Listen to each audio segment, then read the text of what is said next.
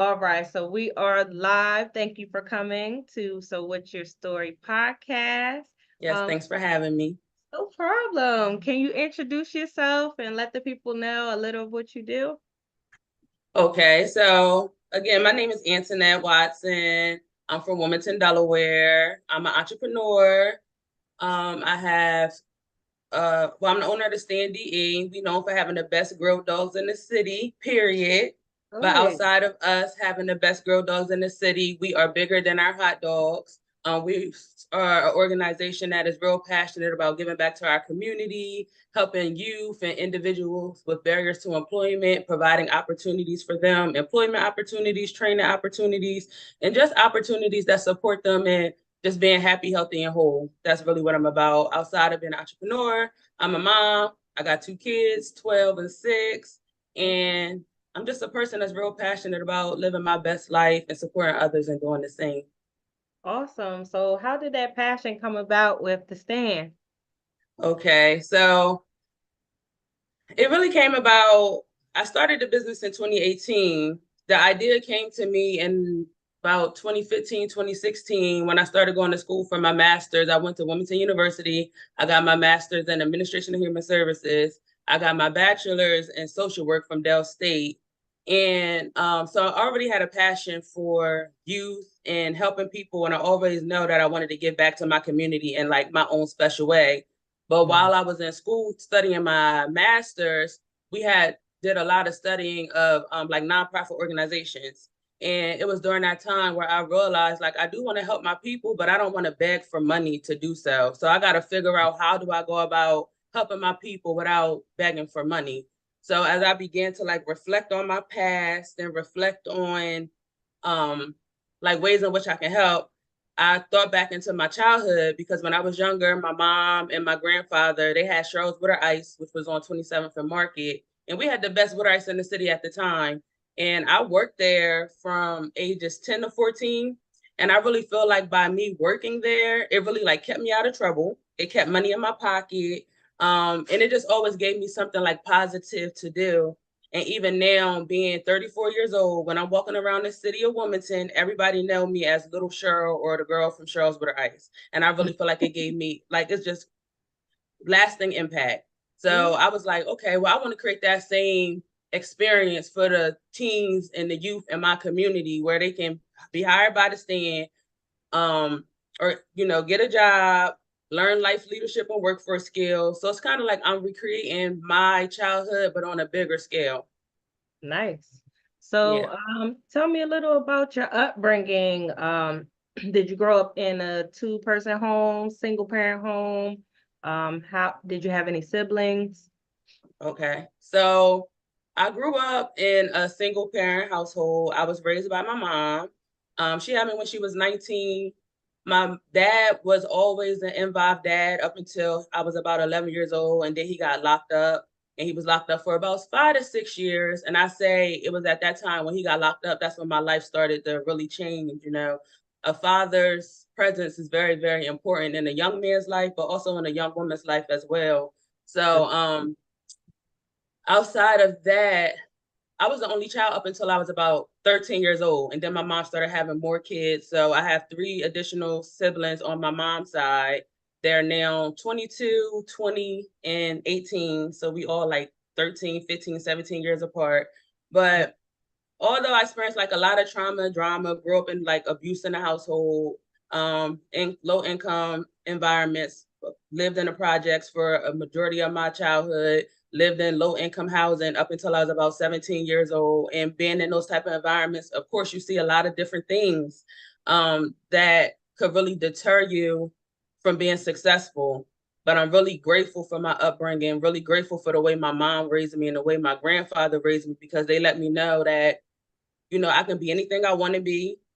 And, I can achieve whatever I want to achieve as long as I'm willing to do the work. So, So, yeah. so when did you first kind of notice that you were in a struggle in a sort of way, like income wise, or was it It's, anything that like you wanted that you couldn't get, even food wise? mm-hmm. So I feel like it's funny because growing up, I didn't recognize the struggle.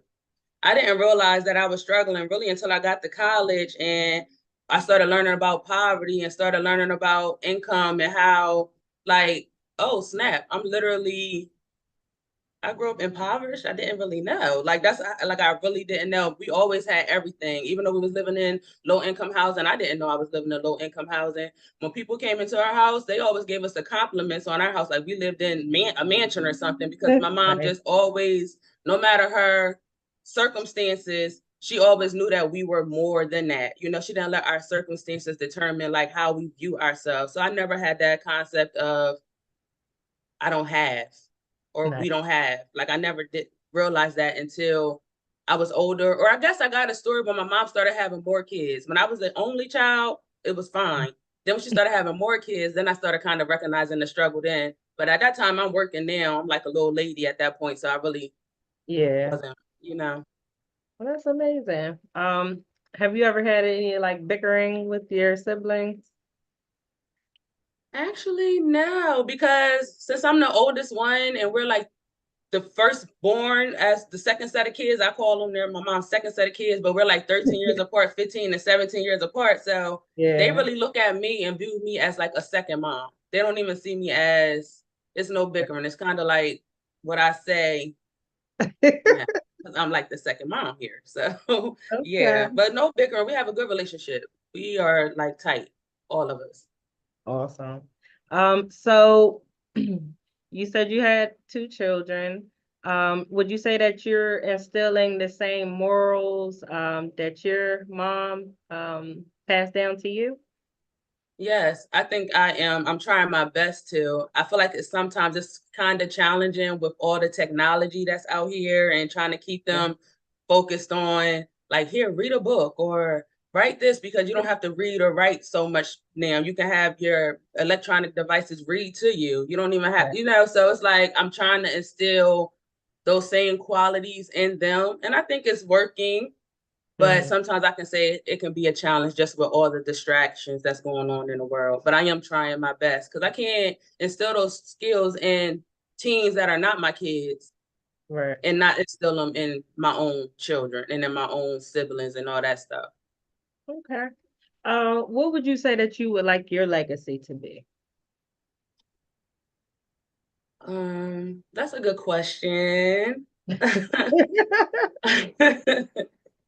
So for me, when I think about my legacy, what I really want people when I'm not here no more, and people talk about me and what I've created on this earth, I want them to know ultimately, I hope I inspire people to know like it's not what you go through, it's what you go through.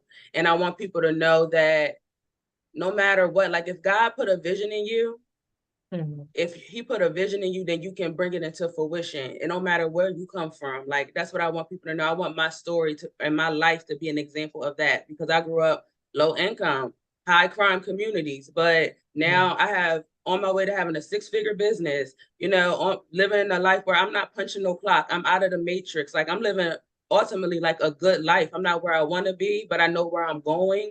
And I want people to know that this can be your life too, as long as you're willing to do the work and you have a vision and you're willing to work towards the vision. That's a blessing and congratulations on your successful business. Thank you. Um, so what would you say makes you happy? Oh, what makes me happy? I think being able to do what I want to do when I want to do it, that really makes me happy. I really enjoy just like beating to the strumming to the beat of my own drum or however that saying goes. Like I like really just doing what I want to do. And also outside of me being able to do what I want to do, but my family. Like if my family is happy, my kids, my mom, my siblings, as long as we are happy, then that makes me happy. Like giving back to my community, that makes me happy. When I'm able to like be able to donate to certain initiatives through my business and seeing the kids smile or having my youth program, that makes me happy because I really feel like I'm giving back. And I also know like I am good at building relationships with teams and really the ones that are a little rough around the edges because that was me. I was a little rough around the edges. So I feel like I connect Yeah, with that. And when I make those connections, that really makes me happy. Living in my purpose makes me happy. Nice. So this one is a funny question. If you had $20 left, right, and you Mhm. needed to feed the family, Oh Lord. what would you purchase? Okay, listen, if I had $20 left and I need to feed the family, I'm going to buy me a 5 pack of oodles and noodles. I'm going to buy some broccoli because you can get a lot of broccoli for a little bit from the farmer's market. And then Nice. I'm going to maybe put in some mushrooms or something. We don't even need no meat. Some peppers and onions, and that's going to be the meal, and they're going to enjoy There you go. it. Amazing. What's some of your favorite music, dance if you like dance? Okay, so I'm a real musical person. I love music. Music is like my escape. So my favorite genre of music is like of course like R&B, Hmm. especially 90s R&B. I love like Rihanna, Beyonce, uh Jasmine Sullivan, that's my girl. I went to go see her in concert this year and I was really she just wowed me so much. Hmm. So yeah, any like that soulful Janae Aiko, I love that type of music. Cool. Um, so if you're looking at like the oldest person that you remember in your family, um, can you give me some kind of backstory of that person? Do you know where they grew up from? Any like history behind that? Let's see, the oldest person in my family, when I think back and I'm reflecting, let me think. The first person that comes to my mind is my Uncle Lee.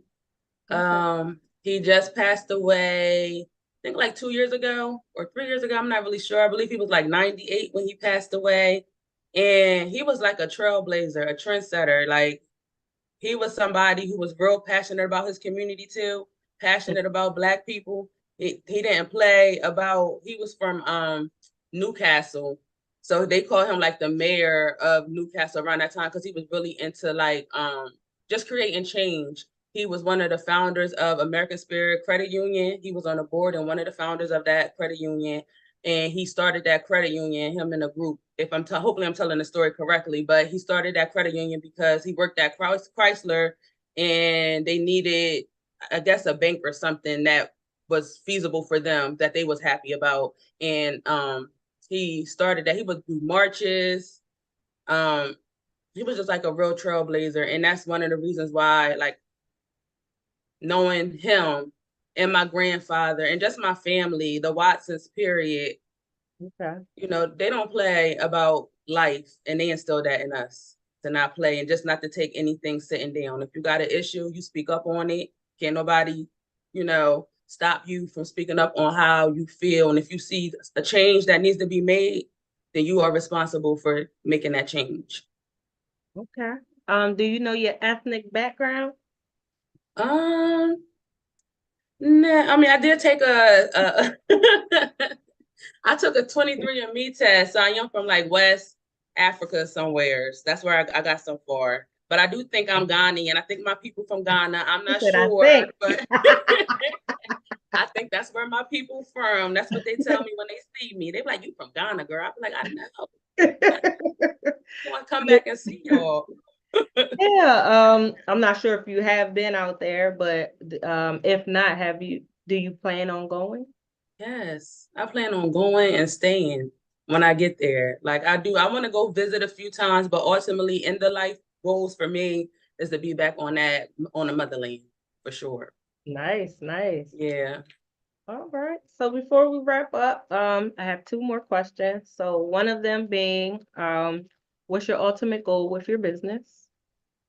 And the second one is, can you give your lifelong quote that keeps you going every day? Okay. So the first goal, what is my ultimate goal with my business?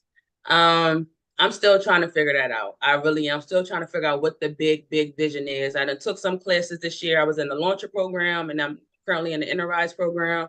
So it's getting me focused on the launcher program helped me with my business plan. Now the enterprise program is helping me with my strategic plan and helping me to plan out for the next 3 to 5 years. So I've been really thinking about like what's the big vision for my business. I know ultimately I just want to create a lot of jobs in different arenas. I already got food trucks. I see myself having like a mini mart, group homes. I want to get into that, especially dealing with individuals who aged out of the foster care system, and then having a pipeline housing for them, and then a pipeline to employment and entrepreneurship.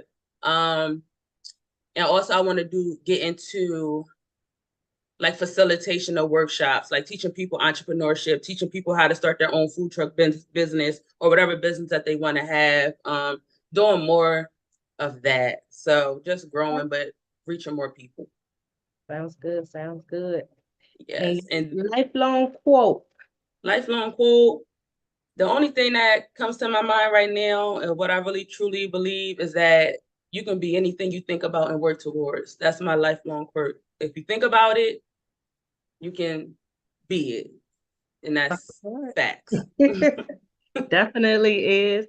So if anybody wanted to reach you, how would they do so? Okay, so y'all can reach me on social media at the Stand DE is the Instagram for the Stand. My personal Instagram is authentically_Antinette. Also I have a podcast. I'm gonna put that out there. The Unapologetically Authentic Podcast with Antinette. Check it out if you want to just get to know me a little bit more, and I share my journey on there, some inspirational lessons and stuff like that with my podcast, and email info@thestandde.com. Nice, nice. So thank you for coming on. And I definitely want to do a part 2 when you go visit Ghana. Yes, thank you. Yes, thank you for having me. I really appreciate the opportunity, Shane. I really do. And your mom wanted me to tell you, I used to mentor your little sister at Claymont Community Center. Okay, so just don't okay. Don't forget that, okay? All right. Thank you. Yes. Yeah.